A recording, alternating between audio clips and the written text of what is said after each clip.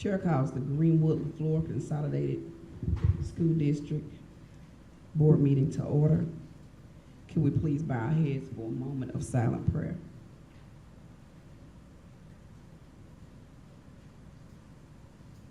Amen. Chair will entertain a motion to amend the agenda to include 4.1 bank signature card, 4.2 board calendar, and everything else behind it, moving down. If you can make 4.22 CMI, and then 4.23 being claims docket.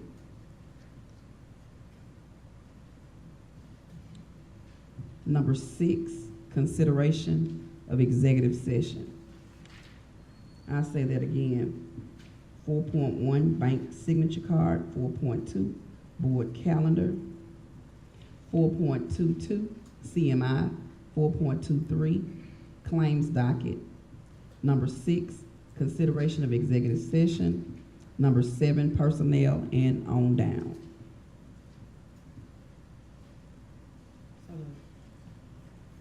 It has been motioned and properly second. All in favor? Aye. Any opposed? Ayes have it. Motion is carried.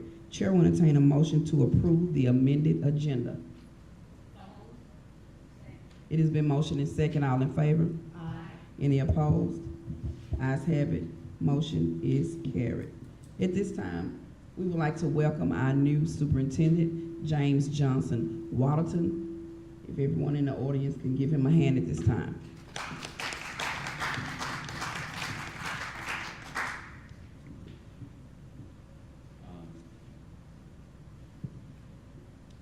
We will begin with the, Madam President, as far as the superintendent's report, school at risk, East Elementary School, and the targeted support intervention, I would ask the board consideration in tabling this, item number 3.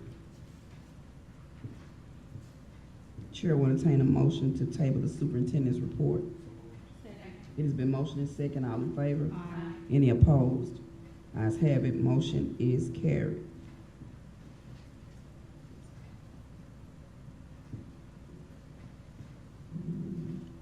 Agenda item number 4, 4.1, 16th section report. Mr. Ainsworth? Yes, sir.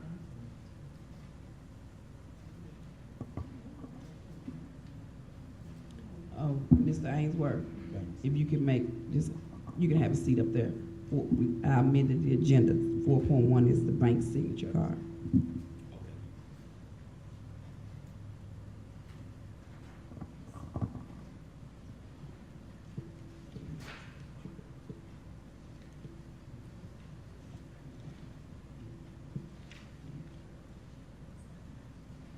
Item 4.1, bank signature card, executive summary, approval to add names to signature card, James Johnson Waldington and Ms. LaKenya Thomas. Recommendation, the superintendent recommends school board approval to add the superintendent and business manager to the bank signature card for bank depository. Chair will entertain a motion to approve to add the superintendent and the business manager to the signature card to the bank depository. Second. It has been motioned and second. All in favor? Aye. Any opposed? Ayes have it. Motion is carried. Mr. Waldington. Item 4.2, board calendar, executive summary. Attached is the 22-23 work sessions and board meeting calendar, which requires school board approval. You have the dates, the days and dates listed here. Recommendation, superintendent recommends school board approval of the work session, regular board meeting for the 2022-2023 school year. Board members, do you have any questions, discussions, or anything? Can you make sure that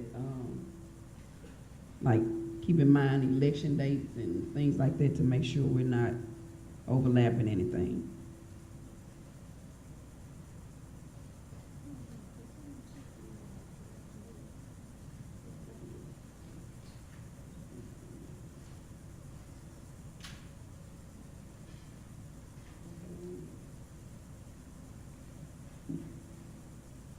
Mr. Johnson, on the November 1st, 2022 for election day, Yes. did someone verify that? Because for some reason, I'm thinking that's not correct. Right, there, it shouldn't be an asterisk next to November the 1st. Election day is on the 7th, or the 8th. It's on the 8th. So that that does not conflict with anything, so, the November the 1st date is a good date for us.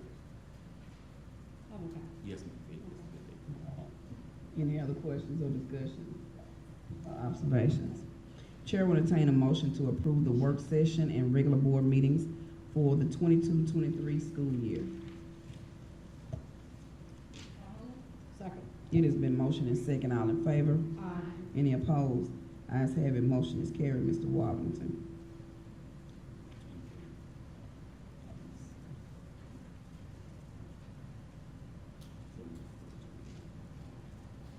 So now we're at the 16th section. 16th section report, Mr. Mike Ainsworth. Good to see everybody this evening. Does everybody have a copy of the 16th section report that made it in your packet? First item, we're going to open up bids for a hunting and fishing lease, just to give some transparency. On hunting leases, we advertise the property in Greenwood Commonwealth 2 times, and then we open up bids at a regular scheduled meeting. And based on the bids that are received, the board either accepts or rejects the bids that have been received. So the school district received 1 bid.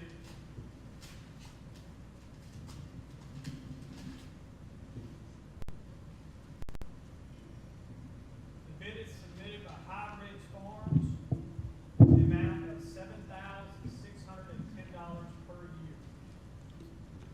So High Ridge Farms, $7,610.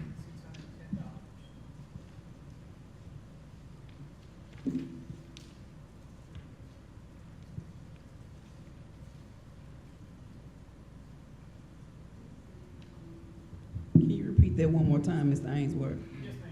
High Ridge Farms LLC submits a bid in the amount of $7,610 per year. To give, he is actually, High Ridge farms the 16th section of property surrounding the woods.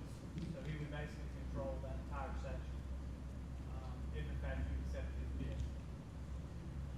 Any questions, observations, or discussions, board members? I don't recall Mr. Ainsworth saying how long a contract would be. So typically, the contracts are for 5-year terms, but that is up to the board. If the board would like to choose to reduce that term, you have the option to do that. Thank you. Question, Madam President. Go ahead, Dr. Bailey. Mr. Ainsworth, you may have said this, so please forgive me. Can you tell us what the previous leaseholder paid? Yes, sir, absolutely. So Tanglewood was your prior leaseholder, and they were paying $15,000 a year. But if you'll remember, we went over the scenario that you had multiple bids when Tanglewood received, when they actually had to match the high bid that was submitted over about a year ago. So they only kept that lease for 1 year. And it's my understanding, talking with the folks with Tanglewood Hunting Club, the reason they wanted out of this lease is because they had some more private land that they were leasing in addition to the 16th section, and that private land got sold to another group. So they lost their rights to the private land. So therefore, they surrendered their hunting lease, and that's the reason we went ahead and advertised it back out for bid. So, board members, what's your pleasure?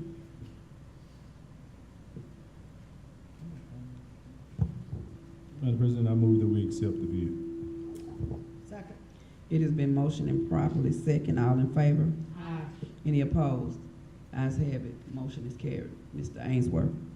Item number 2, we did not receive any bids, but to give you just a little background, development was the existing leaseholder. They were paying the school district $3,500 a year. Obviously, it's well worth the cost of advertising it back out for bid, and hopefully we'll receive a bid at your August meeting.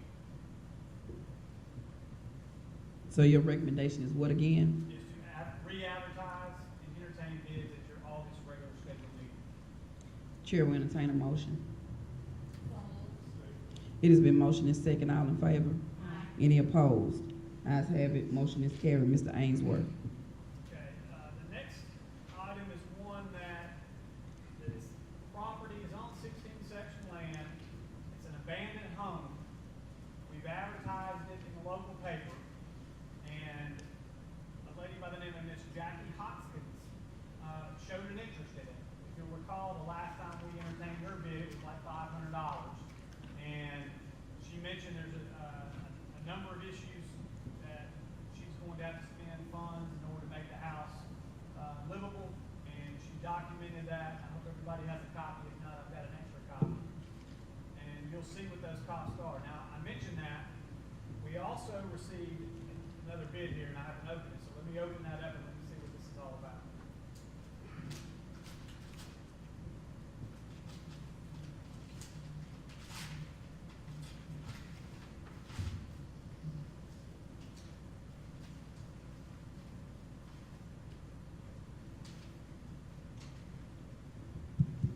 A1 Construction, Calvin King, submitted a bid of a lump sum payment of $600 for the structure. So basically, the school district has possession of the structure, and if in fact you do accept a bid on the structure, then the person would be purchasing the structure, but would be required to lease the 16 section land from the school district.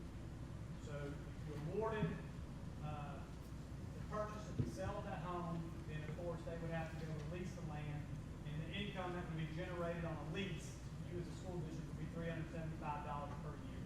And how we arrive at that dollar figure is the land value on the tax roll is $7,500. You take 5% of that, that's how you get the annual rental payment of $375 per year. Right now, it's not producing any income to the school district. It's just an abandoned home, no tax, no lease payment. Board members, any comments, observations, or discussions? Question, Madam Go President. ahead, Dr. Bailey. Mr. Ainsworth, can you remind us what the bid from Ms. Hopkins was? It was $500. So by law, we are required to take the higher bid, correct? It would be hard to set to not take a higher bid, but it was also, you could negotiate in terms of this, of both bids if you wanted to, try to get a higher value than $600. Attorney Pulley, that would be in our legal right to do it, and I know Mr. Ainsworth is aware of the law. Yes, with the, I would agree, particularly if you do that, and it seems that the nominal value is $500, $600, I think it would be prudent for the board to, see if it is the highest amount that it can get. If that is the highest, then I guess I would understand, but, that seems to be the nominal value. I do understand what Mike is saying, that you're not getting anything for the moment, but, it would seem that, $700 for the entire year seems to be very, very small.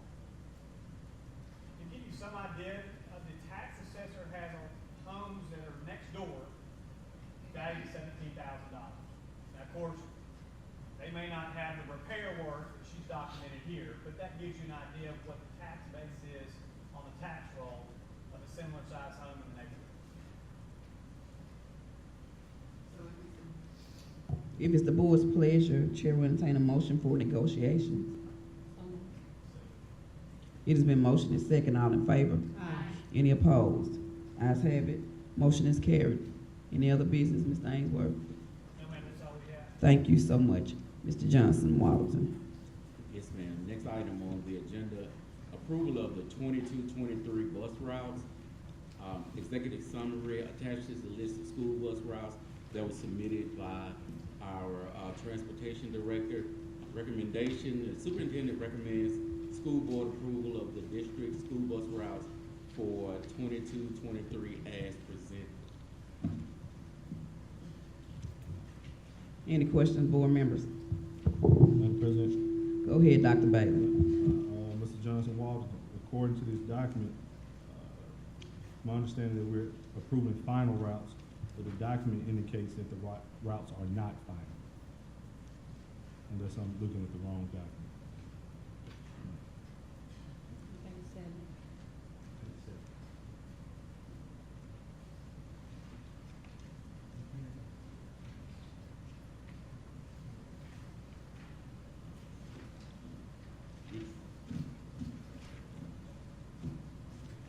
It's fine.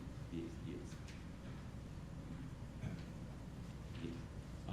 These will be the final routes. If there are any amendments or adjustments that need to be made, they will be brought to the board before, before they're done, so. Chair will entertain a motion to approve the district bus routes for 22-23 as presented. So moved. Second. It has been motioned and second. All in favor? Any opposed? Ayes have it, motion is carried. Board members, if you could turn your mics off because we got a feedback unless you're talking. Mr. Waddleton. Next item on the agenda, approval of the 22-23 student handbook. The student handbook serves to provide a standard for a proper educational climate and for the discipline of students that it involves maintaining order of schools. Priority will be given to the safety of our students and the attainment of quality education. Recommendations, superintendent recommends school board approval of the 22-23 student handbook with the necessary corrections. Is the handbook available? Do we have a hard copy? Board members, would you like to, in Dr. Moore's words, peruse it before we approve it? I would have one question. How are parents going to be receiving the handbook this year? Will it be available both hard and online? Yes, ma'am.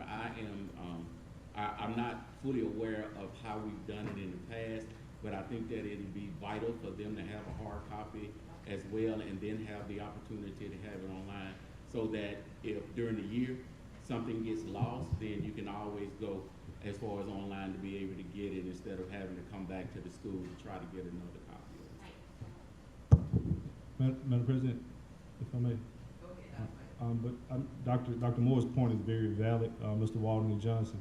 But I would err on the side of caution in regards to printing such large volumes of books, not knowing if you will actually need them. We are a very large district, and printing 4,000 copies and maybe only utilizing 200 could be a waste of money, for lack of a better term. But again, you are the superintendent, so we will defer to your recommendation. May I have a copy of one of them?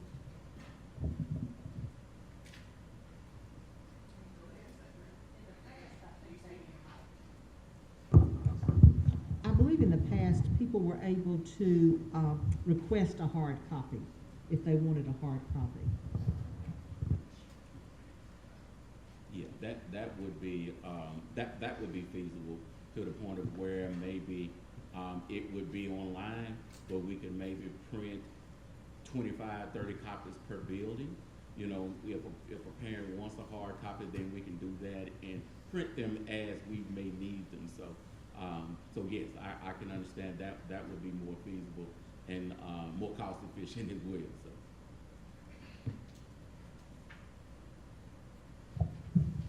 We're waiting on Ms. Lewis. Did you make the motion, Mr. Waldington?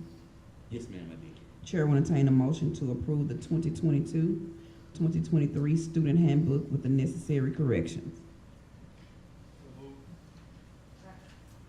It has been motioned and second. All in favor? Any opposed?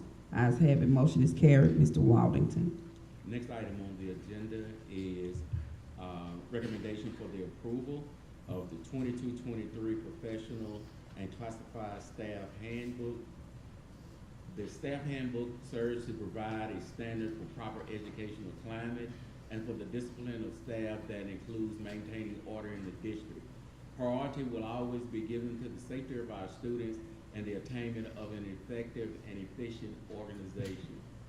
The recommendation, the superintendent recommends school board approval of the 22-23 staff handbook with the necessary correction, payroll schedule, payroll cutoff, and personnel. Any questions, board members? I do have a question, Lester. Go ahead, Dr. Moore. So it says with necessary corrections. So the corrections have been made? Yes, ma'am. Okay. Okay, thank you. Chair will entertain a motion to approve the 22-23 staff handbook with the necessary corrections that include payroll schedule, payroll cutoff, and personnel. It has been motioned and second. All in favor? Any opposed? Ayes have it. Motion is carried. Mr. Waldington. Next item, approval of the 22-23 Safety Crisis Management Plan. The executive summary. The school occupational safety and emergency response plan is a composite of the best plans the Division of School Safety has reviewed. It represents the first two of the three components necessary for comprehensive safe school planning.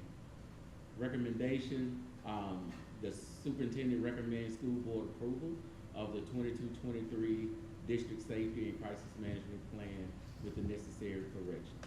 Is there a hard copy available? Would any board member like to look at the safety plan?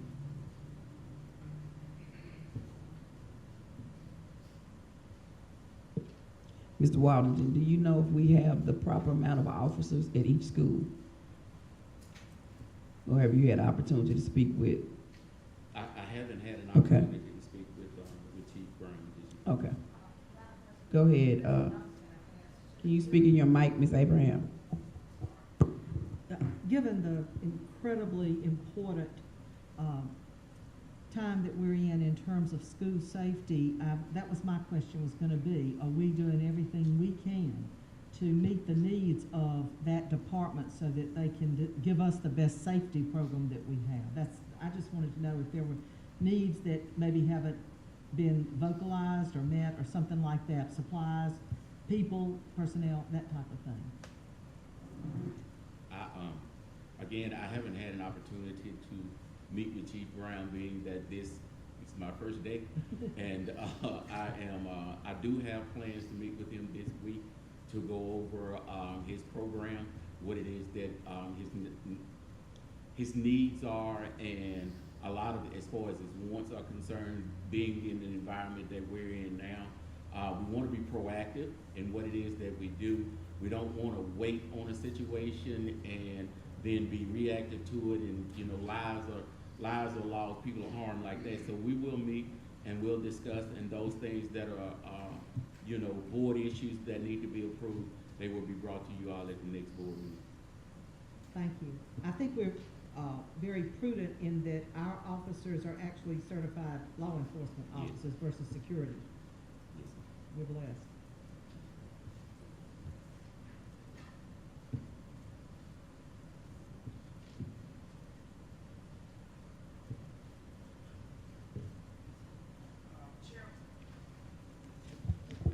Chair will entertain a motion to approve the 22-23 district safety and crisis management plan with the necessary corrections. So moved. It has been motioned and second. All in favor? Any opposed?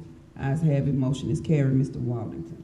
Next item on the agenda, approval of the 22-23 program manuals for the Juvenile Detention Center. The Juvenile Detention Center is guided by policies set forth in two program manuals. One manual outlines policies regarding general education students, and the other details those guidelines for students with disabilities. Both of these manuals must be approved annually. Recommendations, superintendent recommends school approval of the 22-23 general and exceptional education program manuals for the juvenile detention center. Chair will entertain a motion to approve the 22-23 general and exceptional ed program manuals. So moved. Second. Motion is second, all in favor? Any opposed?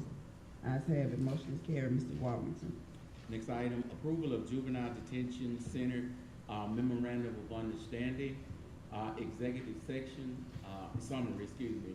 Policy code JRD, detention facility records.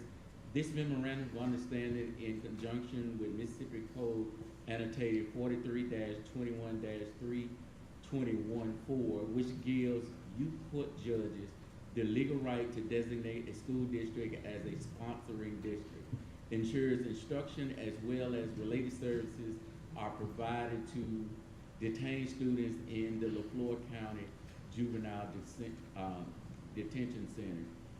Recommendation, the superintendent recommends school approval of the 22-23 memorandum of understanding with the Juvenile Detention Center to provide instruction and related services to detained students. Board members, I see we have the special ed director, Ms. Andrea Parker, here. Do you have any questions for her? If none, Chair will entertain a motion to approve the 22-23 memorandum of understanding with the Juvenile Detention Center to provide instruction and related services to detained students. It's been motioned and second, all in favor? Any opposed? Ayes have it, motion is carried. Board members, tell me what page does this end on?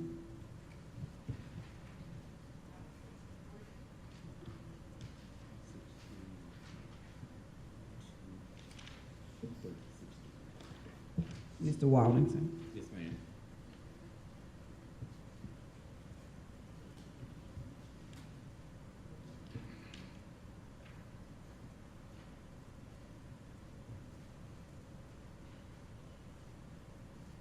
Yes, ma'am. Oh, the next item? Oh, I'm sorry. Next item is approval of alternative school handbook.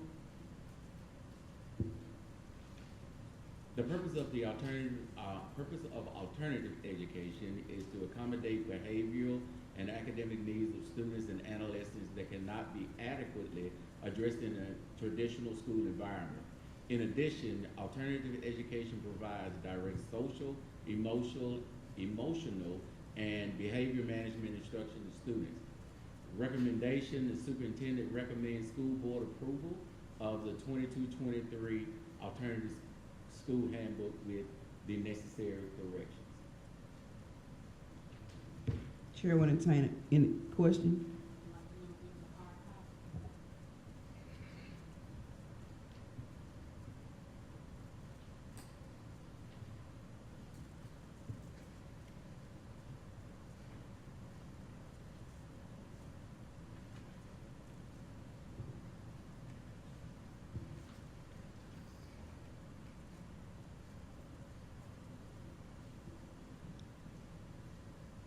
Chair will entertain a motion to approve the 22-23 alternative school handbook with the necessary corrections.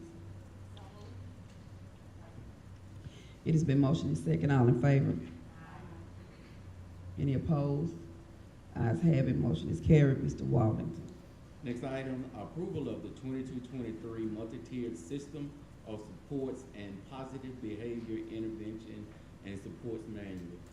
This manual's purpose is to streamline the Greenwood LaFleur Consolidated School District procedures and expectations. The manual will summarize and clarify what GLCSD will do for MTSS and the early warning systems that are implemented in each of the district schools. Our overall goal is to ensure that we're using uniform practices for data collection and review, standard forms, and consistent documentation procedures. Our goal is to ensure that we clearly convey, that we are clearly conveying what the GLCSD expects of administrators, teachers, and support staff who work with students involved in the MTSS early warning systems process. In recommendation, the superintendent recommends school board approval of the 22-23 MTSS PBIS manual with the necessary corrections. Any questions? Chair will entertain a motion to approve the 22-23 MTSS PBIS manual with the necessary corrections. I so moved. It's been motioned and second. All in favor? Any opposed? Ayes have it. Motion is carried. Mr. Waldington.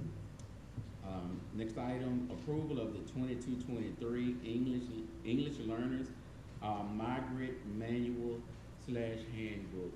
Executive summary: the Mississippi Department of Education provides statewide leadership in promoting high quality education for English learners and immigrant youth.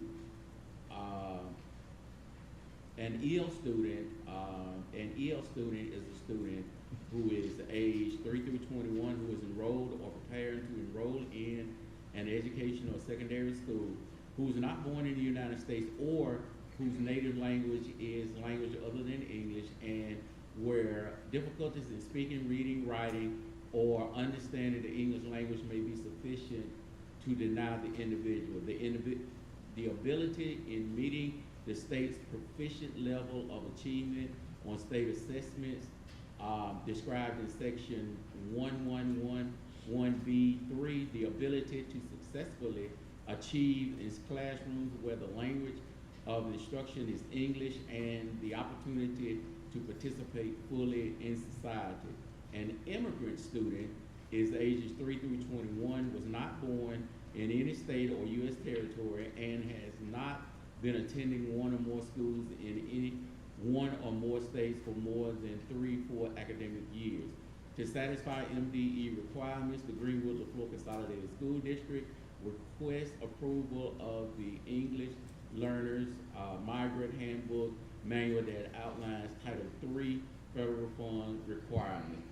Recommendation: the superintendent recommends school board approval of the English Learners Migrant Manual Handbook for the 22-23 academic school year with the necessary corrections.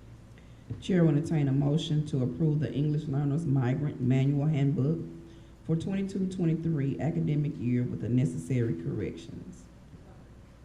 Second. It's been motioned and second. All in favor? Any opposed? Ayes have it. Motion is carried. Mr. Waldington. Next item, approval of the 22-23 504 Plan Manual Handbook. Section 504 of the Rehabilitation Act of 1973, a civil rights law, requires public schools to offer accommodations for eligible students with disabilities. These accommodations help students with special health needs to participate in the Mississippi Department of Education programs and activities on an equal basis with their peers who do not have these disabilities. Your child may be eligible for health services and or other types of accommodations. Eligibility: students qualify for 501 accommodations if they have a physical or mental impairment and the impairment substantially limits at least one major life activity. To satisfy MDE requirements, the Greenwood-LaFleur Consolidated School District requests approval of the 504 Manual Handbook that outlines the policy and procedures for 504 accommodations. Recommendation: superintendent recommends school board approval of 504 manual handbooks for 22-23 academic school year with the necessary corrections. Chair will entertain a motion to approve the 504 manual handbook for 22-23 academic school year with the necessary corrections. It has been motioned and second. All in favor? Any opposed? Ayes have it. Motion is carried. Mr. Waldington. Next item is approval of 22-23 Gifted Education Manual. The Mississippi Gifted Education Act of 1989, as amended in 1993, mandates that each public school district within the state provide gifted education programs for intellectually gifted students in grades 2 through 6. The purpose of this guidance is to ensure that gifted children are identified and offered an appropriate education based on their exceptional abilities. Because of their unusual capabilities, they require uniquely, quantitatively different education experience not available in a regular classroom. These uniquely different programs are required to enable gifted students to realize their abilities and potential contribution to self and society. To satisfy MDE requirements, the Greenville Florida Consolidated School District requests approval of the gifted proposal.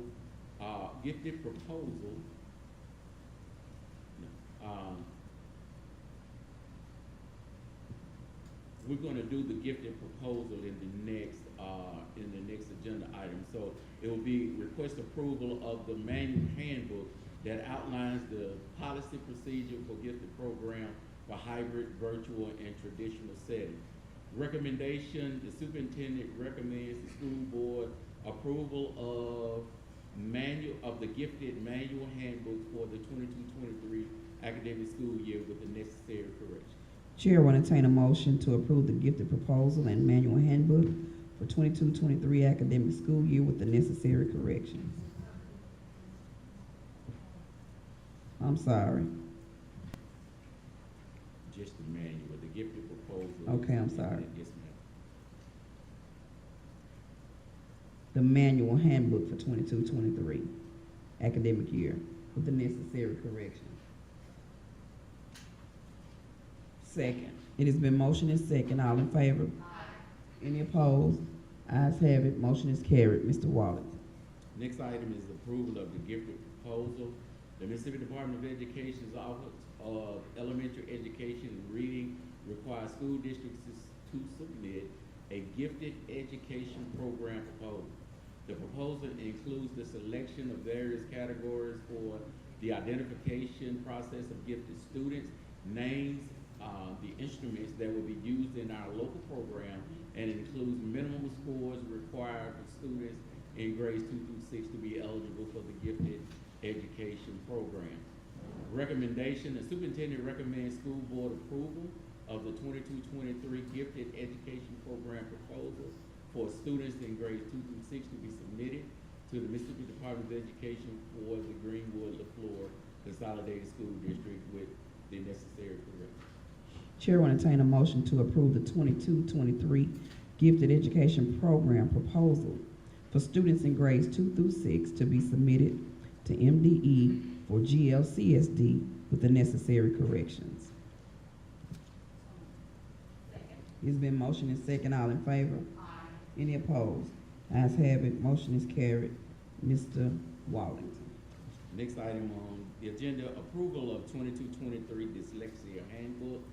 The purpose of the 2010 Mississippi Best Practice Dyslexia Handbook is to provide Mississippi educators with guidelines for academic instruction for students with characteristics of dyslexia. This handbook will provide current scientific-based information concerning dyslexia, identification of characteristics of dyslexia, identification of specific components for appropriate multisensory, systematic, explicit, language-based reading programs, and general education classroom accommodations and strategies. The dyslexia policy revision amended the policy to include language regarding IEP and 504 plans for students who are diagnosed with dyslexia in accordance to House Bill 754. The district must make an initial determination of whether the student diagnosed with dyslexia requires an IEP. If not, the district will proceed with the process to determine if the student is eligible for 504 plan. The district will conduct 4 hours of in-service training in dyslexia every 3 years for all professionals responsible for the instruction in accordance to MDE standards. To satisfy MDE requirements, the Greenwood-LaFleur Consolidated School District will request approval of the dyslexia policy revision and handbook that outlines the revised policy procedure according to Dyslexia House Bill 754. Recommendation, the superintendent recommends school board approval of the revised dyslexia policy for the 22-23 academic school year with necessary corrections. Chair will entertain a motion to approve the revised dyslexia policy for 22-23 academic school year with the necessary corrections. So moved. It has been motioned and properly second. All in favor? Aye. Any opposed? Ayes have it, motion is carried. Mr. Wallington. Next item, approval of 22-23 federal programs procedural handbook. Due to the change in the state and federal purchasing procurement thresholds, a revision was made to the district's federal programs procedure handbook to align the procurement thresholds to the state and federal thresholds. The purchasing thresholds change is listed below. Effective July 1st, 2022, for purchasing goods, commodities, the threshold is changed from $5,001 through $50,000 to $5,001 through $75,000, meaning at least two price quotes are required. Recommendation, the superintendent recommends that the school board approve the revisions to the federal programs procedural handbook. Chair will entertain a motion to approve the revisions to the federal programs procedural handbook. So moved. It's been motioned and second. All in favor? Aye. Any opposed? Ayes have it, motion is carried. Mr. Wallington. Next item is approval of special education contractual services. The special education department provides related services to children with disabilities who IEPs indicate the need for related services. The related services allow the students to receive educational interpreter, physical and occupational therapy, psychological services, speech language and psychometry services. Service for Mill Creek and the Mississippi Department of Rehabilitation are also covered under this umbrella. To ensure compliance and IEP implementation, these contractual services will need to be approved by the Greenville-LaFleur Consolidated School District. Recommendation, the superintendent recommends that the school board approve the contractual services regarding the rules and regulation of IDEA and for the implementation of IEPs, as these items are required by the Office of Special Education. Chair will entertain a motion to approve the contractual services regarding the rules and regs of IDEA and for the implementation of IEPs, as these items are required by the Office of SPED. Second. Motion and second, all in favor? Any opposed? Ayes have it, motion is carried. What page does this end on? 150. Wait. No. Yes, 150.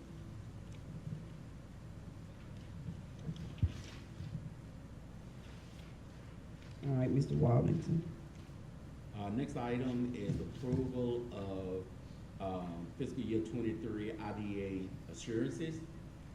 The special education assurances must be approved by the school board, provide sufficient funds for children with disabilities.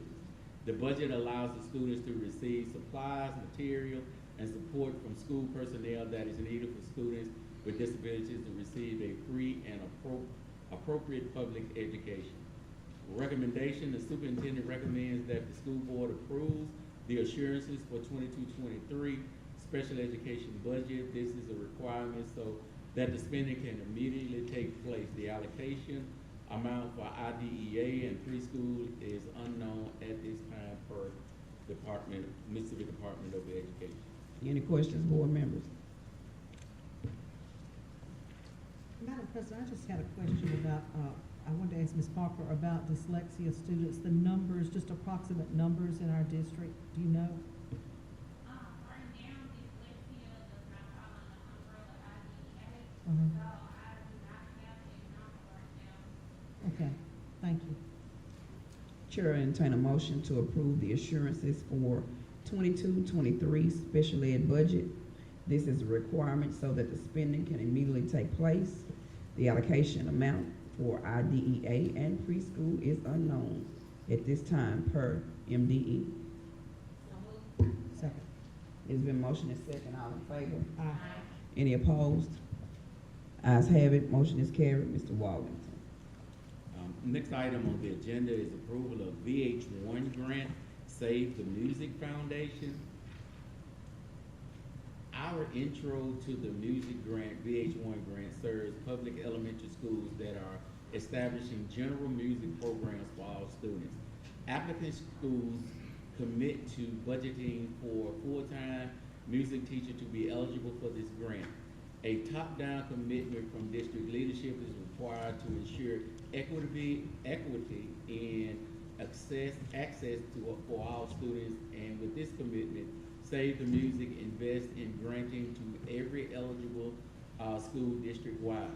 Each intro to music grant includes approximately $22,000 worth of new musical instruments and supplies, digital piano, acoustic guitar for music teacher, classroom set of 16 orc instruments, 100 recorders, world drums, tubano, and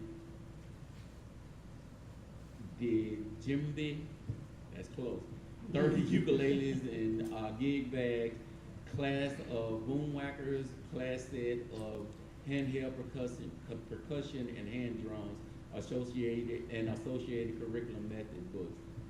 Recommendation is the superintendent recommends school board approval to move forward with Intro to Music and VH1 grant.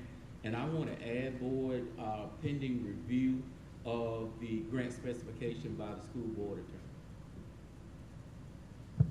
Any questions or discussions or observations? Question, Madam President. Go ahead, Dr. Bailey. Mr. Johnson Waldington, we have several elementary schools, as you are aware.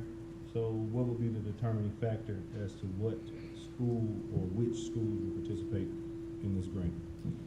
Based on what I've read so far, and this is one of the reasons why I wanted our attorney to look at it, I think that all of our schools are eligible for it. So with that being said, the $22,000 would go to each one of the schools. And if that's not the case, once we get an opportunity to review it to that particular point, we will come back as far as the board is concerned and let you know how the determination was made. Yes, sir. Board members, a couple of weeks ago, after having that conversation, I think that is correct, that all schools would have an opportunity, but I could get with the superintendent, we could go over it to make sure that is the case.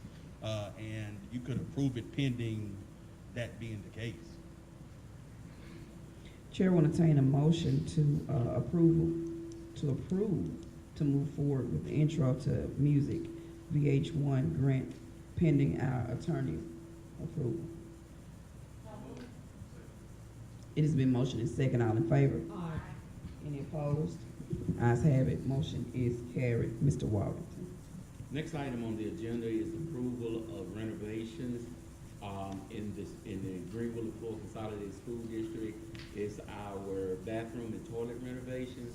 Executive summary: Dale Bailey and associates recommend that the above referenced project be awarded to Upchurch Plumbing Incorporated for the base amount bid of $2,879,500 to include alternate number 1 at $153,900, alternate number 2 at $79,400, alternate number 3 at $221,300, alternate number 4 at $122,400, alternate number 5 at $56,200, alternate number 6 at $96,300, alternate number 7 at $85,600, alternate number 8 at $168,100,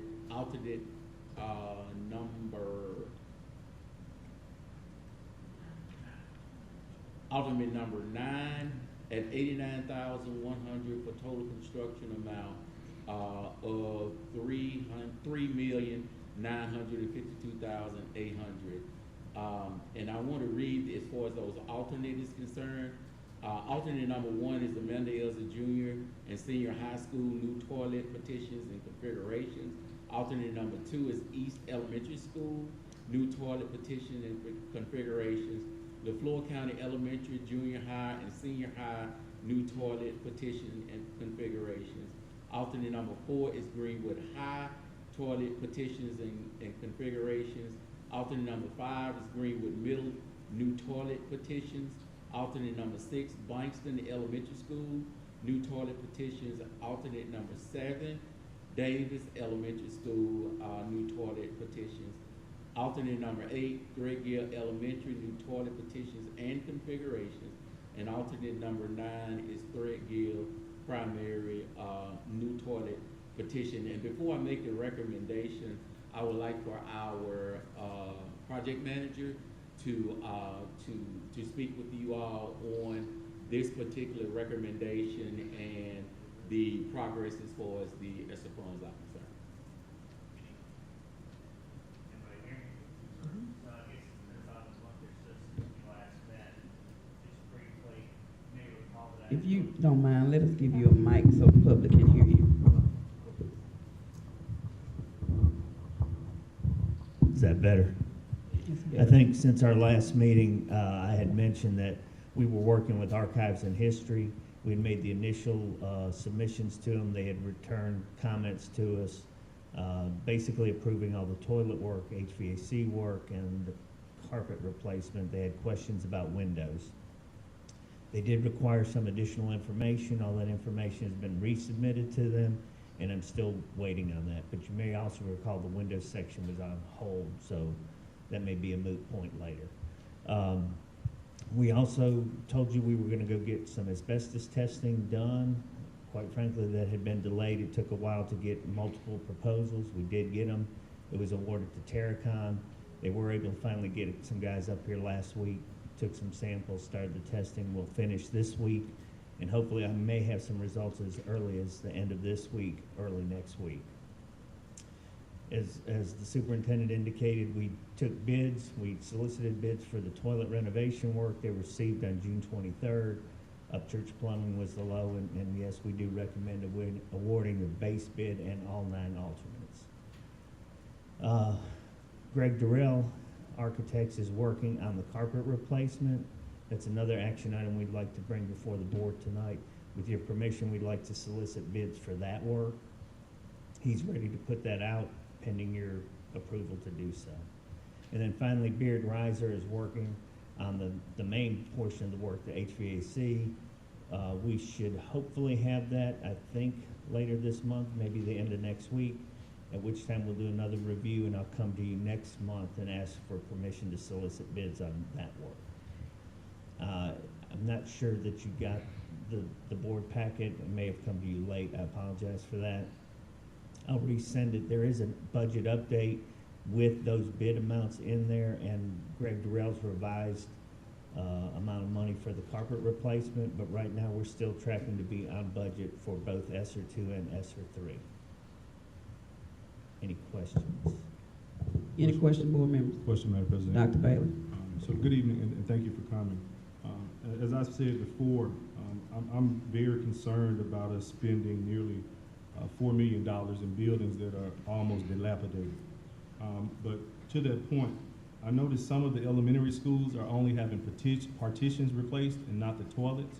Any particular reason why? Because I'm certain those toilets could use. No, so in the base bid, which was the $2,879,500, that includes replacing in boys and girls restroom and some of the single toilet facilities, all your flush valves, faucets, and I would say throughout the district, probably 50 to 60, 65% of the toilets and urinals as well.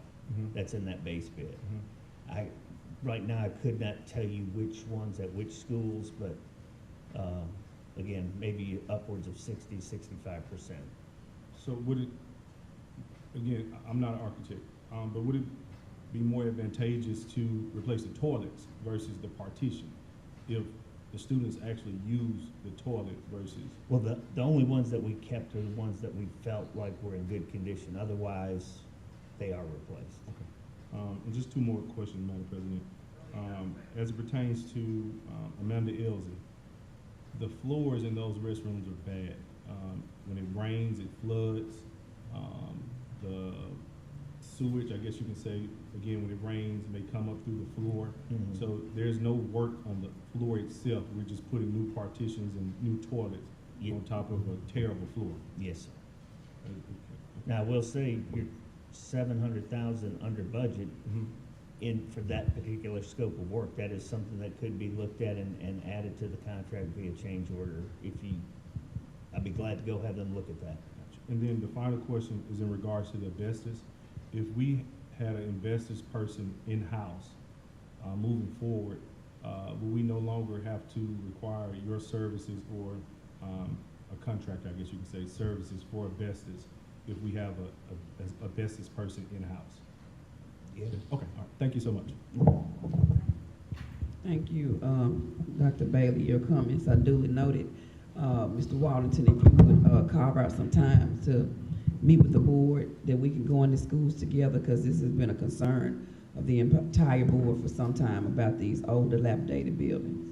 One, Go ahead, Dr. Bailey. as it pertains to the bids, how many bids did you receive for this? And are we within law to accept one bid, Attorney Fuller? You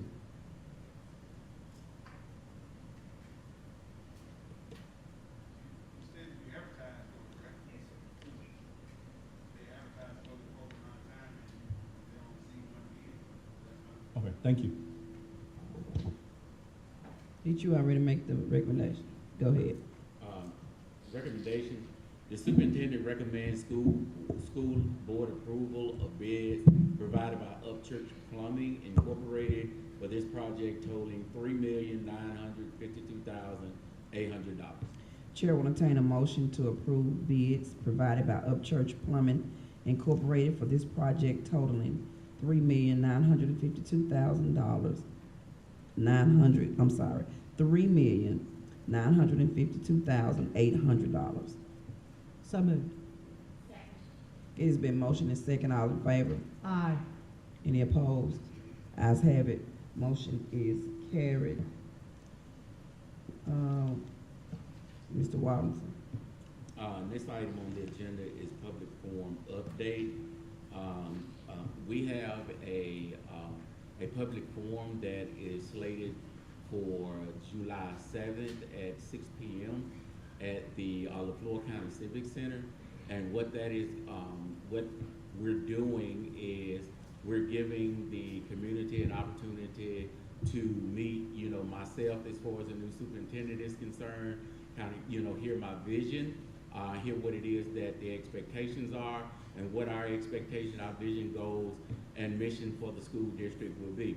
Also, we will be in partnership with the Mississippi School Board Association, who will be there to facilitate a Q&A with myself and the community members that are there. There will be a link that will be placed on our website for community members to submit questions directly to the Mississippi School Board Association, which they will bring down on Thursday, and they will mediate that along with the questions that will come from the audience when they get there. We're going to give the audience, when they come in, give them an opportunity to write questions down. They'll receive an index card and a writing utensil so they can do that. Representatives from MSBA will pick those up. And again, at the end of the program, we will have that Q&A so that, that I can field any questions or concerns that the community may have. Any questions, board members? That will be this Thursday at 6 o'clock p.m. at the LaFleur County Civic Center. And for those of you who are just burning to ask questions, feel free to go online as early as this evening and fill out the surveys, and please return them to msbasurvey@msbaonline.org. At this time, board members, the last meeting we had, we tabled the FY 22-23 budget, and so when we came back today, we forgot to put it back because we tabled it. So due to the urgency of this matter to approve the budget for FY 22-23 budget, the chair makes a motion to temporarily suspend board policy BCBD to amend the agenda to add approval of the budget for the FY 22-23 school year. Second. It has been motioned and properly second. All in favor? Aye. Any opposed? Ayes have it. Motion is carried. We can, if you make about the Ms. Stewart, and then we'll come to that. Yes, ma'am. This item 421, Lucia Harris Stewart event update. We're going, if I'm gonna ask the board as far as tabling this is concerned, I have no information on it. You know, so what I'll do is I will investigate who was, you know, spearheading this, and I'll get that information to you all, at the next board meeting, or I can email it to you all. So you say you don't have anything on it? Okay, well, after the board meeting, I'll make sure to give you the man that's in charge of it, Great. his, details. Okay. Okay, so, the 22-23 budget.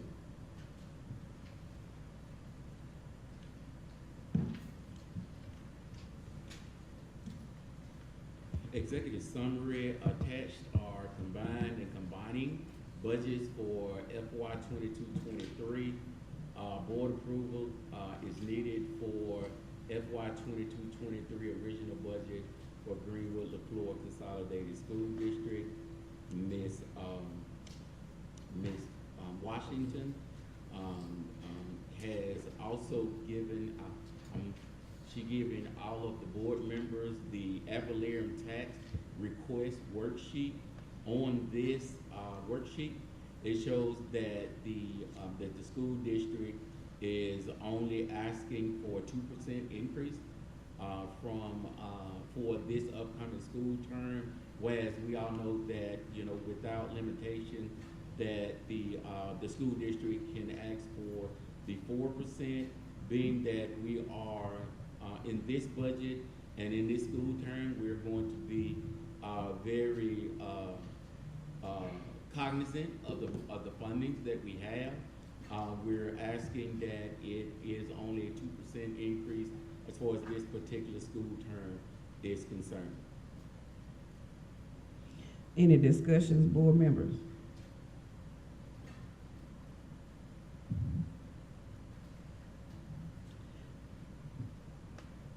So they say they are asking for a 2%.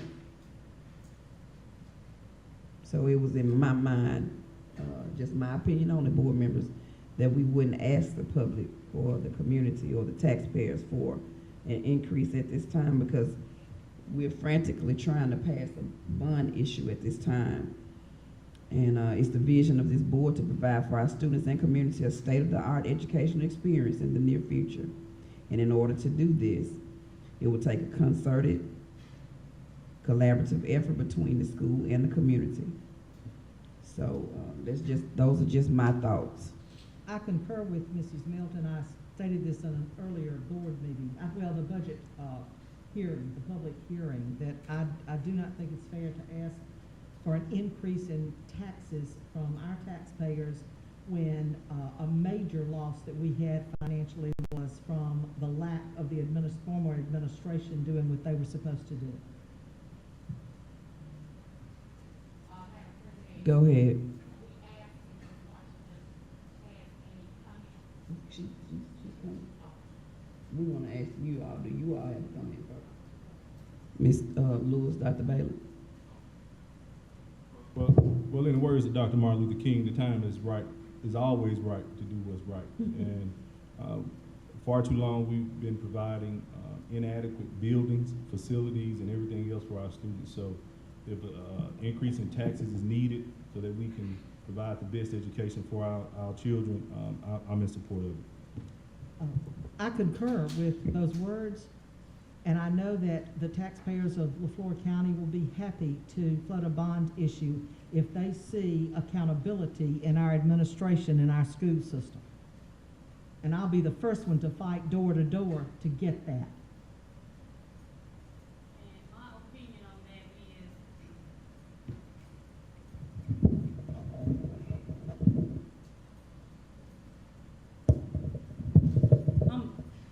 I will always be of the opinion that children, our students, should get what's needed.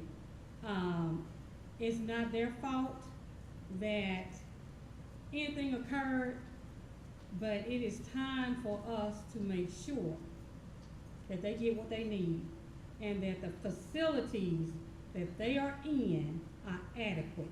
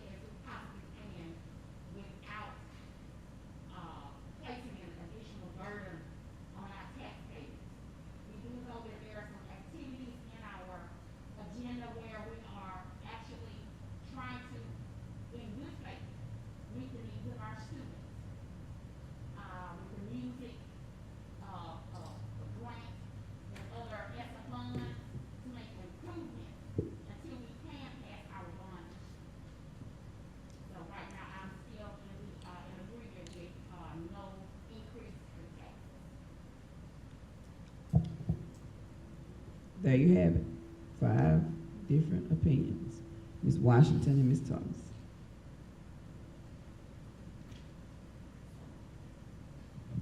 Okay. Now, when this budget was done, we took into consideration, one, what do we need for our students? And we know that those buildings are in bad condition, and we do need to work on them. And so what we had to do is work around some of the choices that were made in the past, and how do we move forward? And we do know the cost of everything has increased.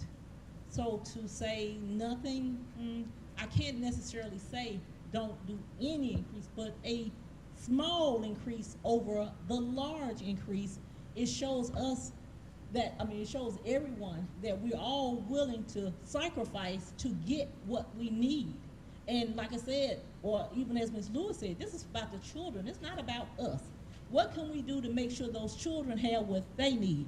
So I'm saying, hey, we won't press 4%, but we can at least do 2% because you still need to bring in income, because one other factor that is being determined is that we still have to receive all of the revenue that was promised from the county, and we have not received it. So I want to safeguard in here at least say 2% rather than the whole 4%. So I'm hoping that the board would work with us on that. And we'll just have to make other cuts as we see, that we can. Can we afford to make any cuts? Ms. Washington? Well, we're cutting the 2% on the, like I said, that means we gotta cut back on expenditures for next year. Wherever we can see that we can cut, that's what we'll do. Were in your preparation of this document, have you foreseen additional cuts that are coming forthcoming? Well, not as far as revenue.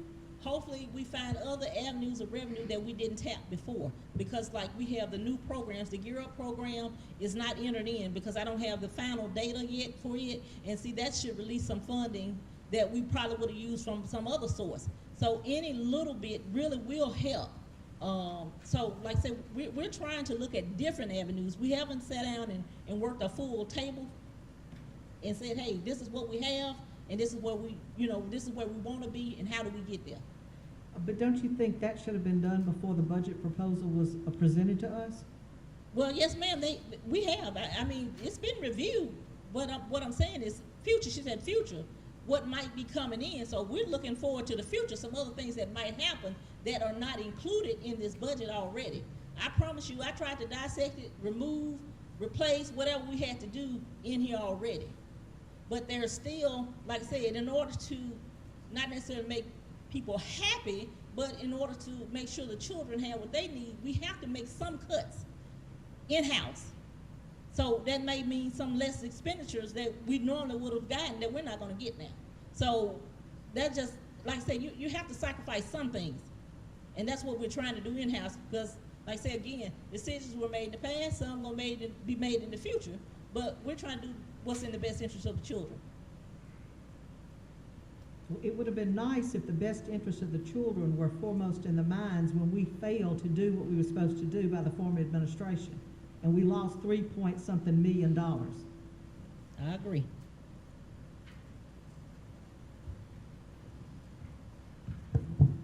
Is that all you, Ms. Thomas, have?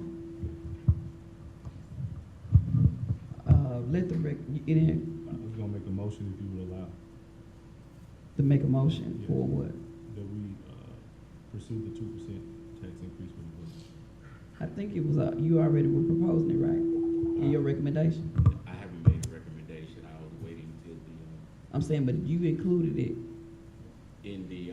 I included in the summary, executive summary, it is,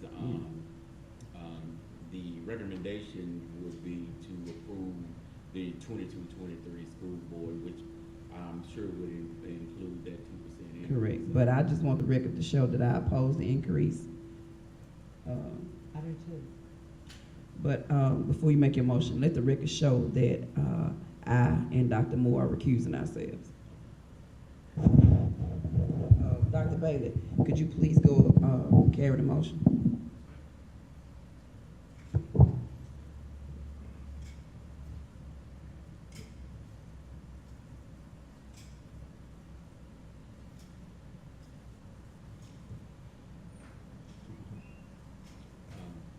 Recommendation, the superintendent recommends that the school board approve FY 22-23 original budget for the Greenwood LaFleur Consolidated School District. And for clarification, Mr. Walden Johnson, Johnson Walden, I'm sorry, what would that tax increase recommendation be, if any?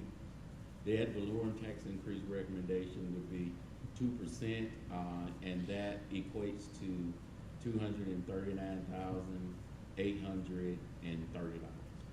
Any questions, colleagues? Chair would entertain a motion. So move. It's been moved and probably second, for the approval of the FY 22-23 school budget with the 2% tax increase. All in favor? Aye. All opposed? Nay. Let the record show that Ms. Abraham voted nay. Ayes have it, motion carried. Ms. Middleton and Dr. Moore.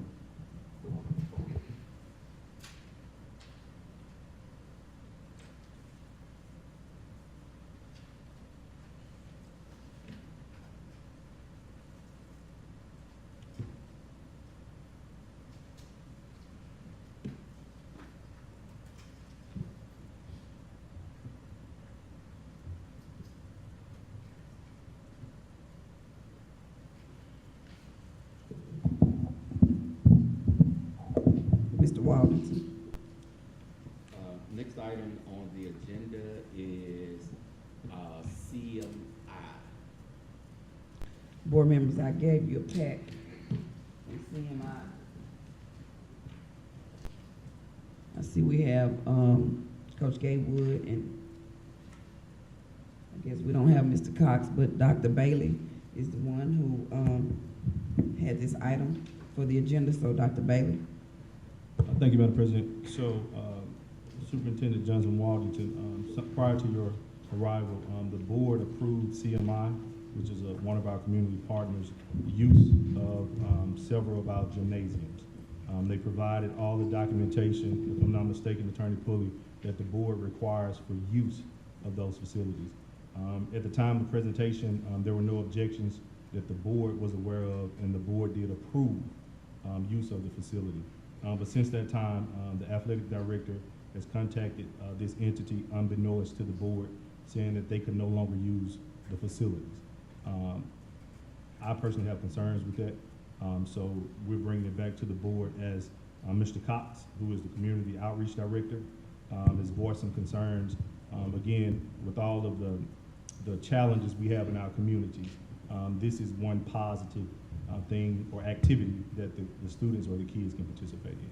So just trying to get an understanding as to why CMI was told they could not use the facilities moving forward at the times that they requested, and to see if there was any discussion as to how we could work together despite some of, I guess, our personnel challenges, for lack of a better term.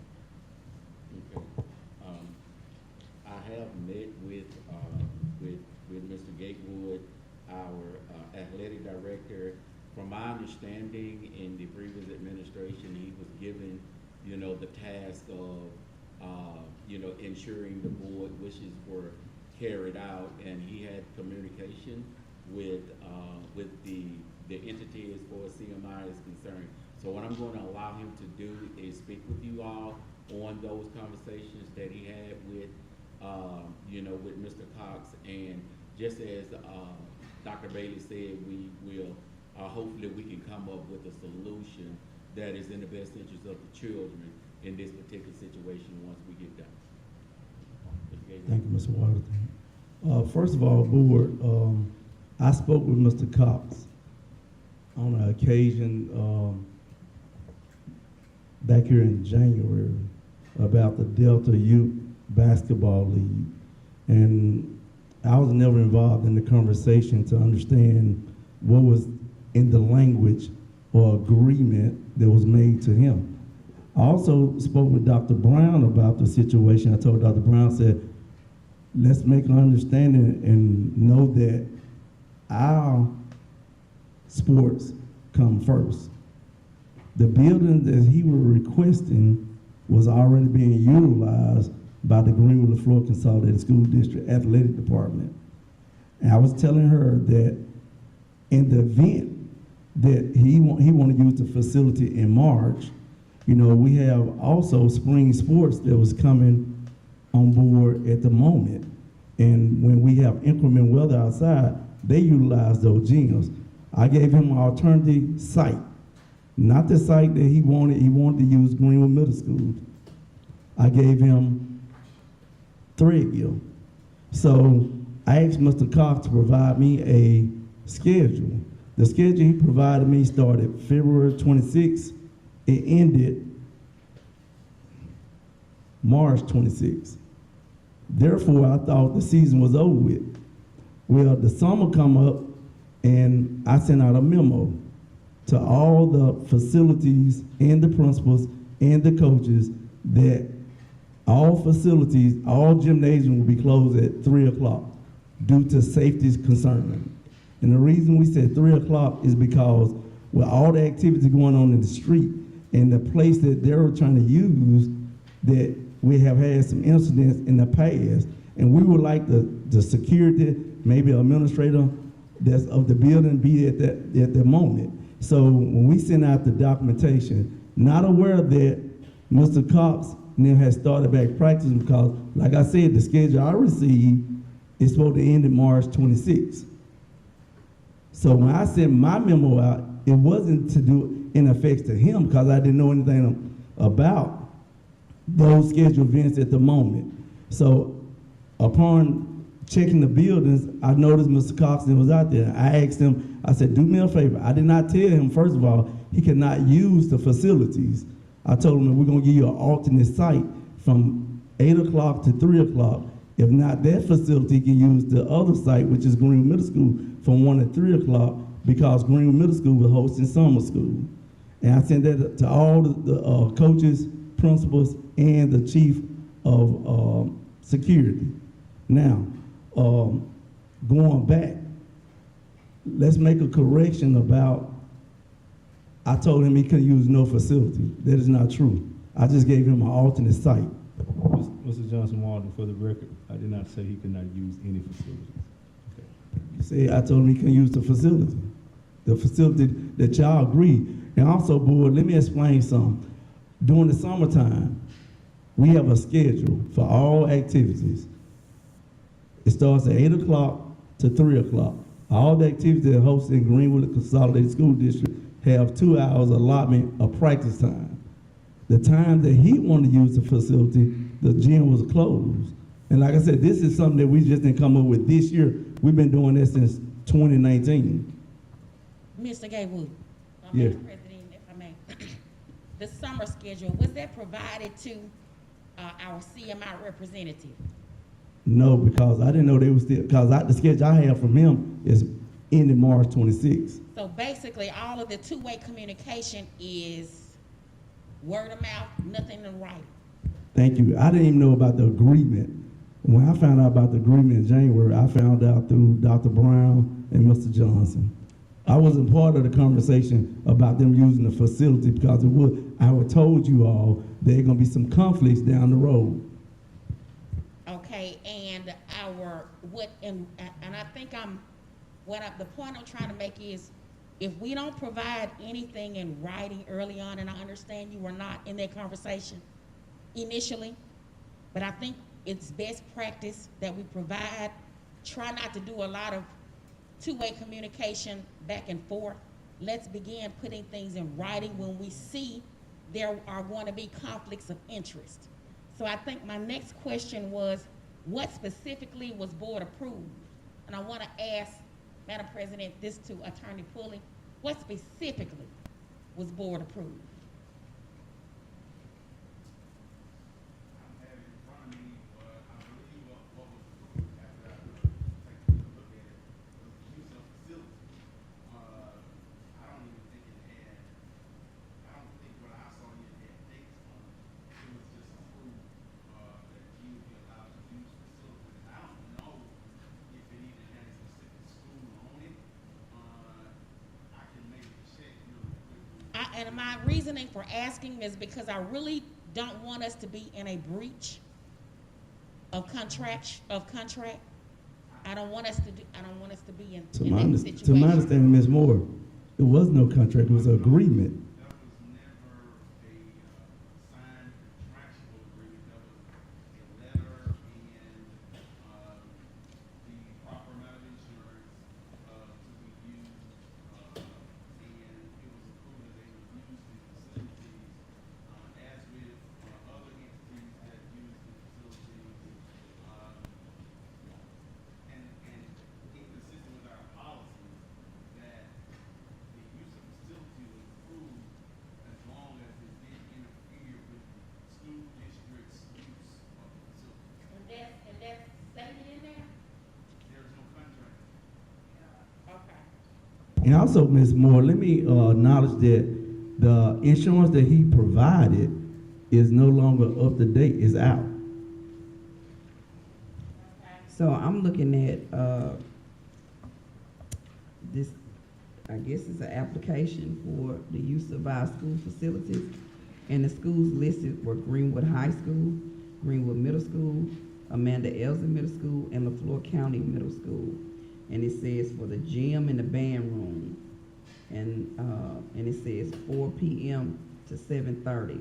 So I'm asking Attorney Pulley, is this a contract or is this, I mean, is it a difference between this application and a contract? I'm just fine. Okay.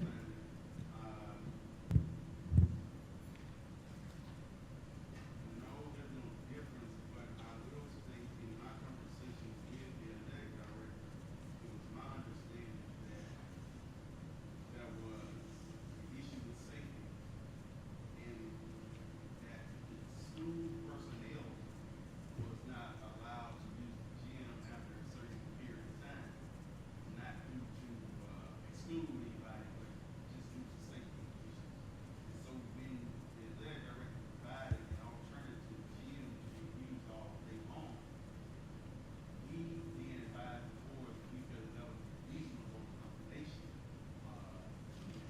Now, I'm seeing where it says, January 1st, 2022, 4 p.m. to 7:30. Right. And then it says, I think it says March 1st, 2022. Correct. 4 p.m. to 7:30 p.m. I don't have any other dates listed on here. Well, this is what we received and this is what we approved. And then, and also, the insurance has lapsed since February 1st. And so, technically speaking, everything after March, there is no agreement as to which. And the only thing I'm saying right now is that when I asked them to provide me a schedule, the only schedule I received is starting February 26th to March 26th. So therefore, Ms. Moore, it wasn't a lack of communication. It was just a lack of my knowledge, me knowing. Like I said, I wasn't a part of the original conversation when it came to use of the gym. It was something I got on the back end, so the document that you all have, I don't have that document. I received the document afterwards. When I found out, when I spoke to him about 3 weeks ago, is when he told me that he was a certain time. And I'm like, well, you know, I'm not gonna let you supersede what the district have in place already. Because if that's the case, if we wasn't concerned about the kids' safety, I could let my coaches practice past 3 o'clock. And the only reason we did that because we're giving the security enough time to walk the campus, to make sure the campus is secure and the gates are locked. This is at Mount Elsie High School. The gates are locked at a certain time. After a certain time, no one is allowed out there because anything happened, we would be liable for that cause. It's Lewis. Mr. Gatewood, is this original document? Unless there's something else, it says that games for both sports will conclude July 31st. That's the original. I guess I'm assuming this is July 31st. I don't have in the document. What you have, I don't have. It was never provided to me. The only thing I asked him to do, provide a schedule for me. He gave me from February 26th to March 26th.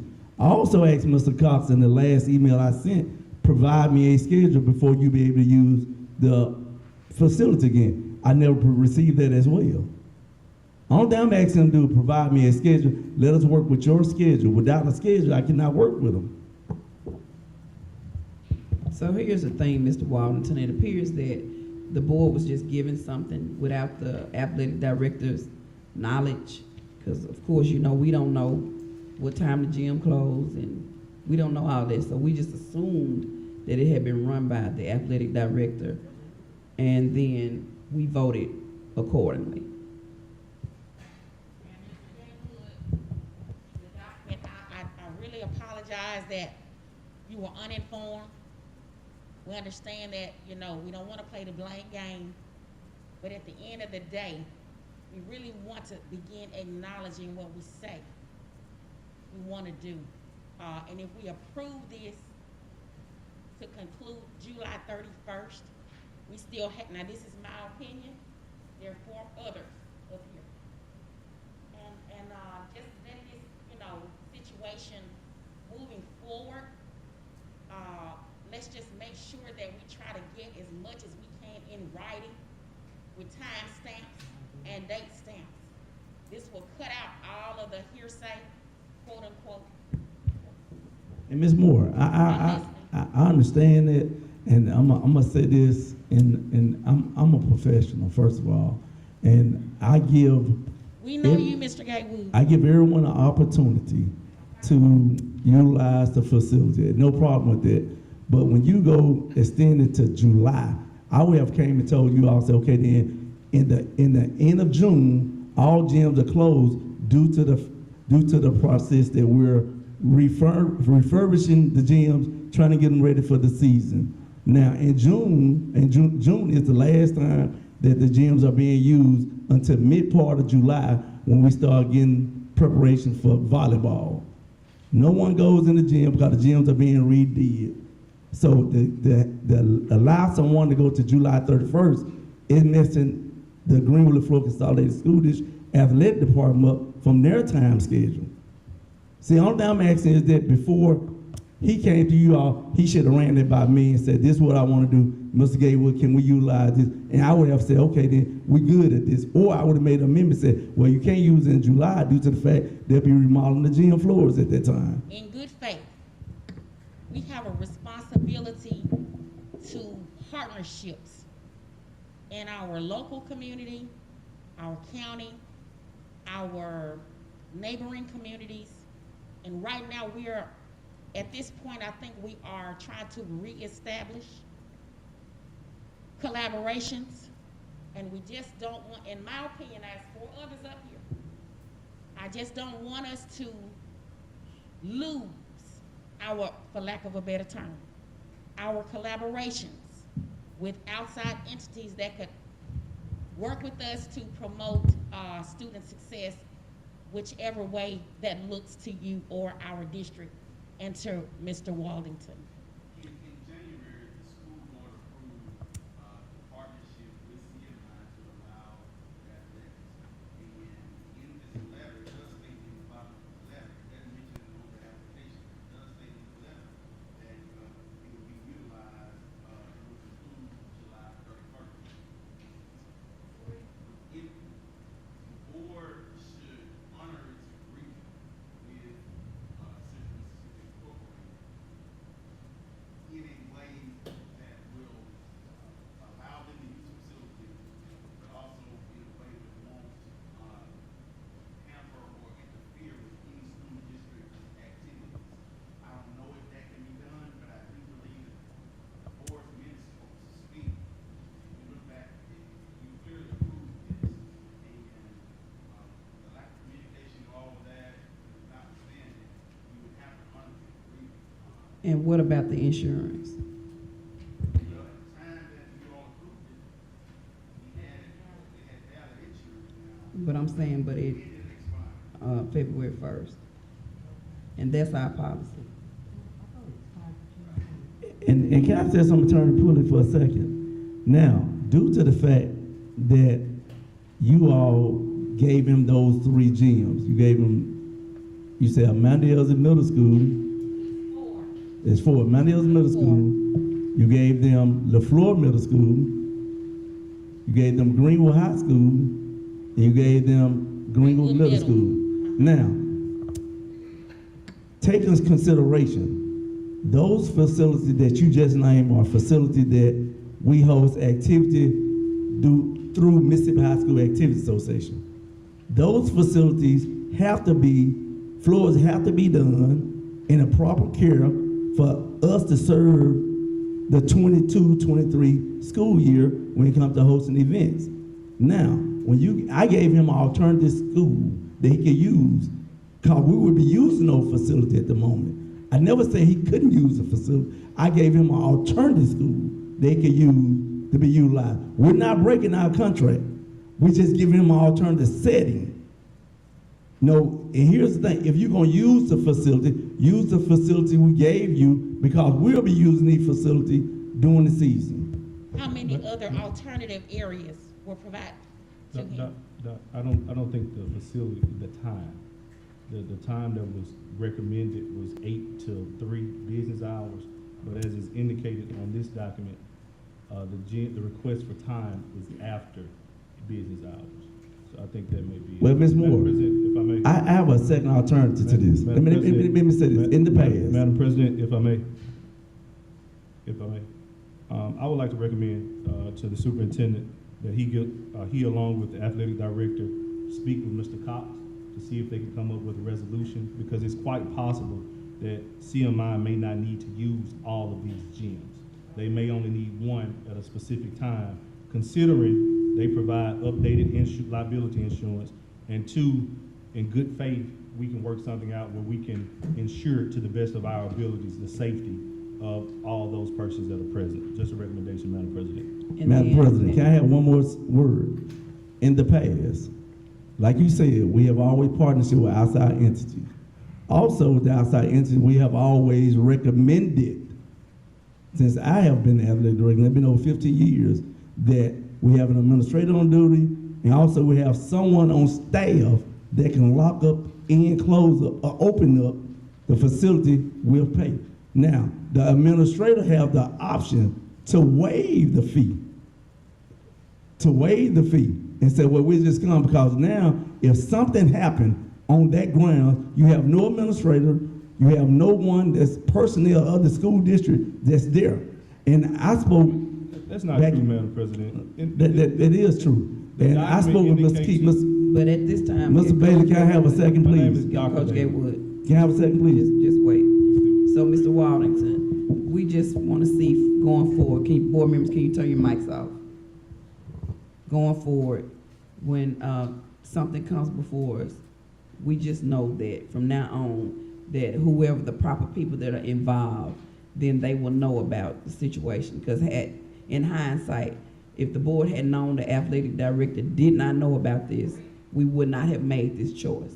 Because I just assumed that when something about athletics come forth to me as a board member, that all the necessary people involved would have already discussed this. Yes. So we're just asking you going forward. Yes. Thank you so much, Gatewood. Absolutely. Now, as far as the particular situation is concerned, the letter that the board approved did say July 31st.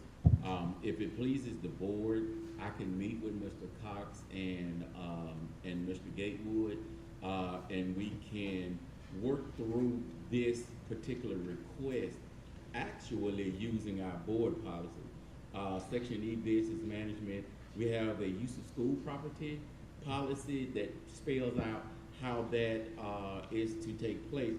But also we have the school facility rental policy, which has when it can be used, what needs to happen, all of those things. I know that the rental has been waived as far as that because it's a community.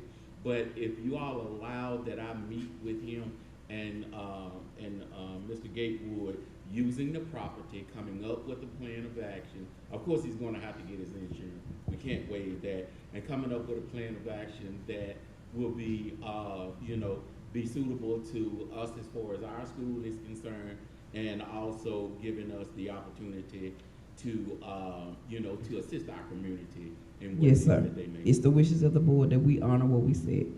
Thank you.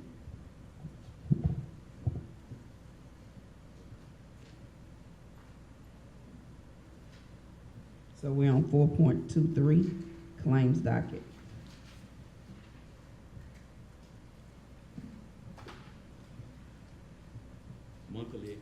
Monthly financials, executive summary, attached are the financial reports for the month ending May 22.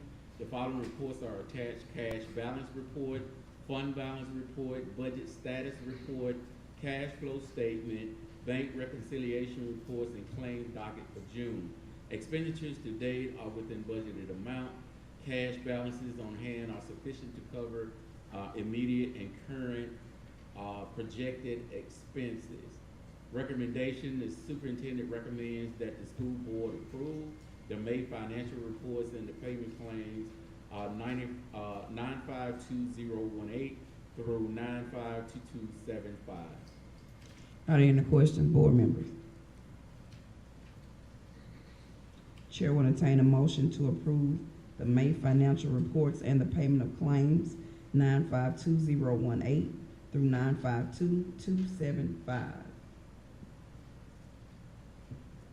So moved. It has been motioned and second. All in favor? Any opposed? Ayes have it. Motion is carried.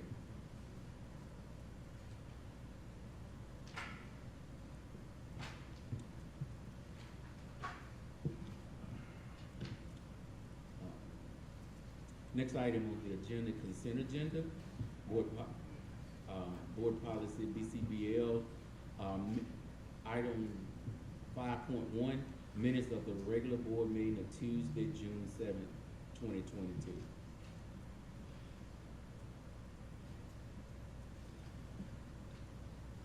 Attorney Puller, did you have a chance to look at these board minutes? Yes, I've reviewed the minutes and they accurately reflect what actually occurred at those meetings.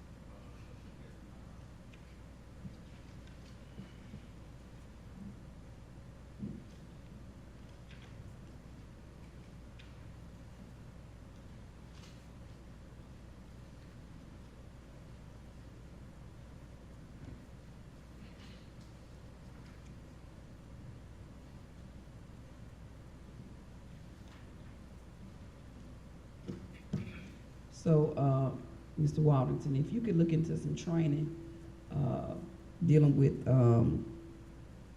the minutes with myself, Dr. Moore, and our new clerk, so that we can make sure what Dr. Moore and I are signing is accurate. Yes, ma'am. Chair will entertain a motion to approve the consent agenda. It's been motioned and properly second. All in favor? Any opposed? Ayes have it. Motion is carried. Item 5.2, minutes of special call board meeting of Wednesday, June 15th, 2022. Same thing. Chair will entertain a motion to approve the consent agenda.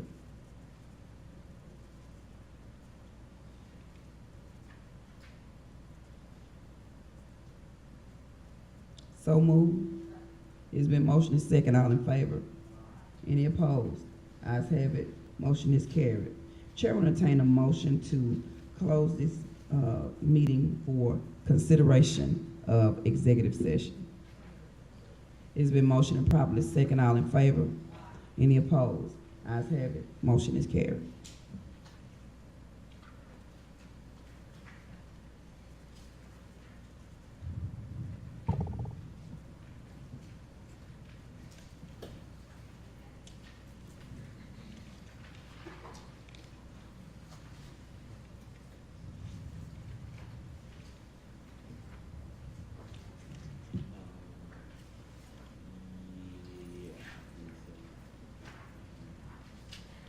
Yeah.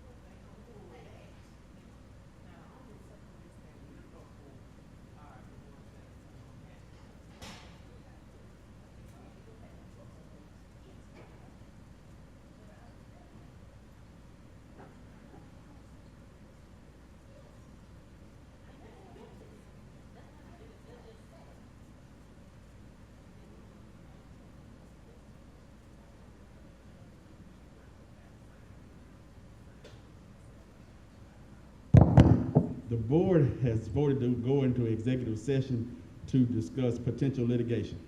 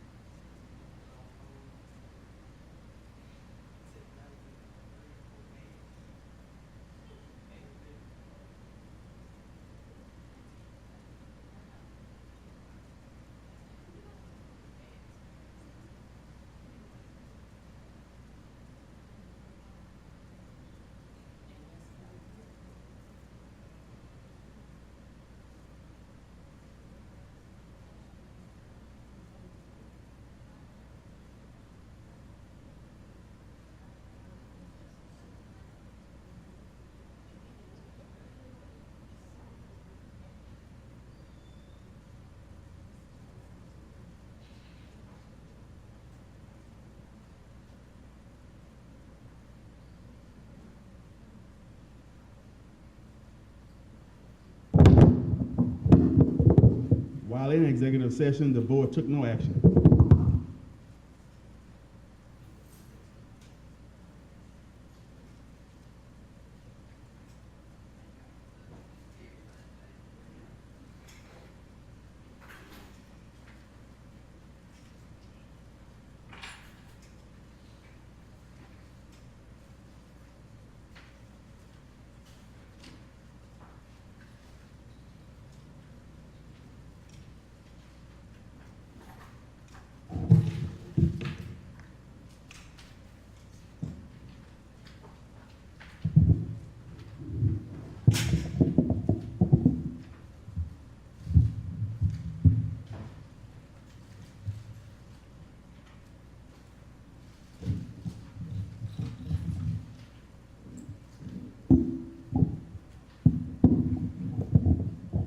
Mr. Wallington.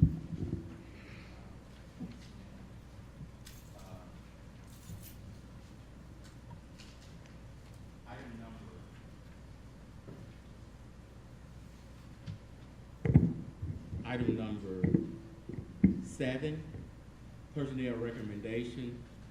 Item 6.1, 2021, 2022 personnel. There's no executive summary. Information is in your board pack. The superintendent recommends that the school board approve personnel for 21-22 school year on the attached pages. Contracts will be issued as required. Chair will entertain a motion to approve the personnel for 21-22. Question, Madam President. Go ahead, Dr. Bailey. What pages are we approving the personnel? Just for 21-22, which is page, okay.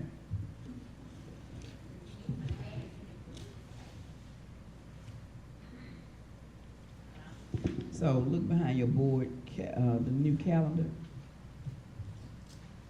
This is That's 22-23. But 21-22 is the one that we had at work session. If you go on your old agenda real quickly, you can see it. So are we approving both or just one? And we're doing them separate. 21-22 and then 22-23. And for Let me go. clarification, My old agenda's quick. Go ahead, Dr. Bailey. the supplements are under 22-23.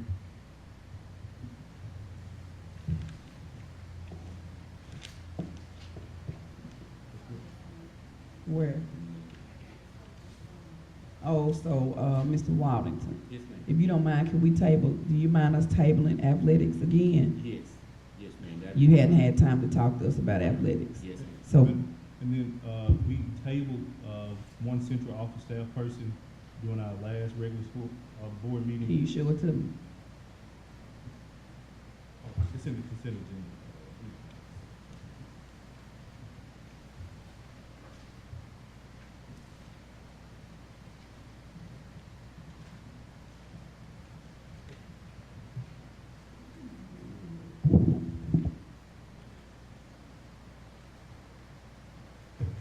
Dr. Bailey, I want to make clarification because I wasn't in. Okay. Okay? So you saying table that item again No, I'm saying it's missing, unless I'm misunderstanding, it's on missing 21-22? Right. It should be, I guess, if it's. the You want to go superintendent speak to wishes, him quickly? It should be re-recommended.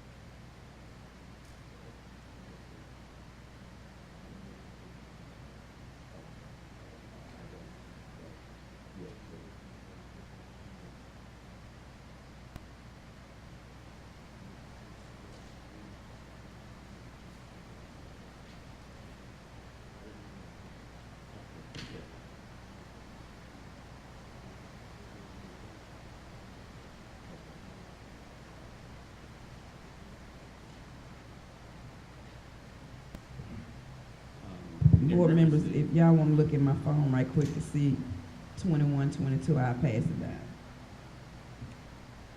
You got yours, Dr. Bailey? I'm confused. Let him look at that.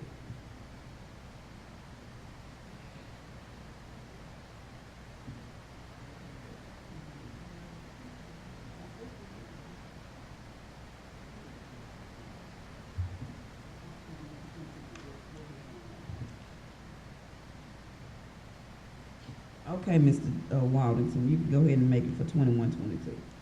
Yes, ma'am. And I want to address, in reference to Dr. Bailey's concern with the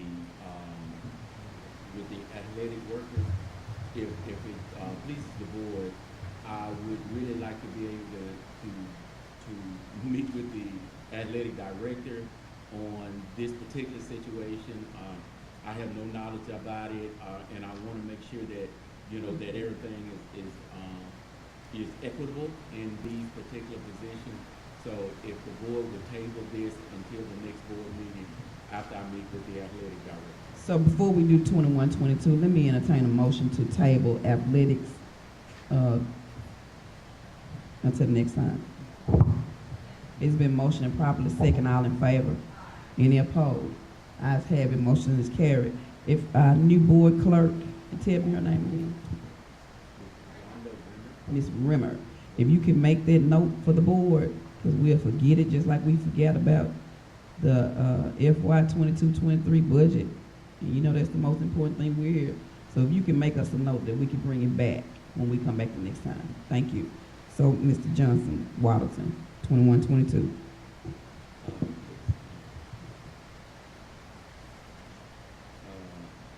I think I made the recommendation. You did, okay. Well, Chair will entertain a motion to approve the personnel for 21, 22 school year, and contracts will be issued as required. It's been motioned and properly second, all in favor? Any opposed? Ayes have it, motion is carried. Mr. Wallington. Next item on the agenda is approval for recommendations for the 22-23 school term.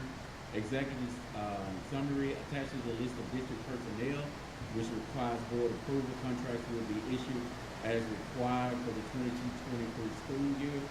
Recommendation, the superintendent recommends that the school board approve the personnel for 22-23 school year on the attached page. Contracts will be issued as required. Chair will entertain a motion to approve the personnel for 2022-2023 school year on the attached pages, and the contracts will be issued as required. It has been motioned and properly second, all in favor? Any opposed? Ayes have it, motion is carried. Chair will entertain a motion to adjourn. It's been motioned and happily second that we adjourn, all in favor? Any opposed? Ayes have it, motion is carried. Consider yourselves adjourned.